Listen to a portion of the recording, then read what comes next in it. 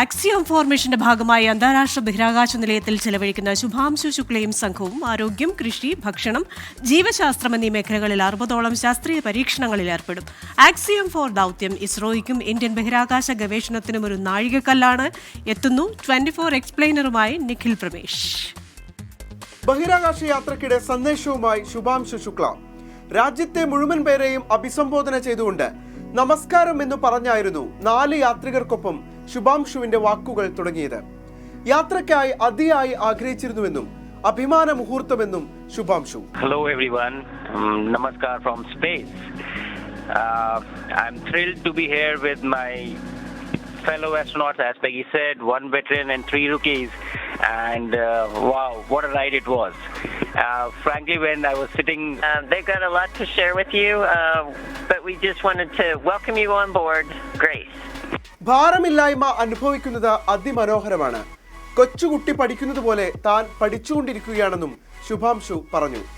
ഒപ്പം കൂട്ടിയ ജോയ് എന്ന കളിപ്പാട്ടവും Shubhanshu ഉയർത്തിക്കാട്ടി. We are here not only 4 of us, but we have with us our ZOG indicator, Joy, that started to float with us just when we injected into orbit.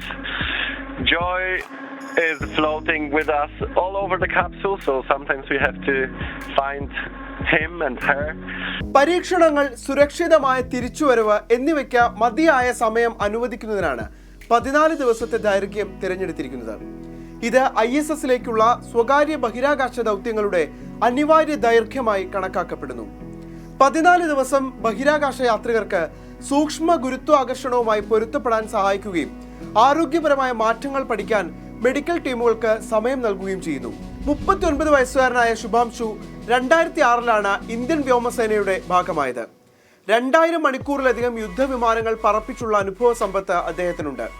Sukhoi 30, MiG-21, MiG-29, Jaguar, hoc, Dornier, AN-32 തുടങ്ങിയ വ്യത്യസ്ത ഇനങ്ങളിൽപ്പെട്ട വിമാനങ്ങൾ ഇക്കൂട്ടത്തിൽപ്പെടും. 14 ദിവസത്തെ ദൗത്യം ഇസ്രോയ്ക്കും Indian ബഹിരാകാശ ഗവേഷണത്തിനും ഒരു നാഴികക്കല്ല് തന്നെയാണ്. കൂടുതൽ സങ്കീർണമായ ദൗത്യങ്ങൾക്ക് തയ്യാറെടുക്കാനുള്ള ഇന്ധനമാണ് രാജ്യത്തിന് ആക്സിയം 4 മിഷൻ.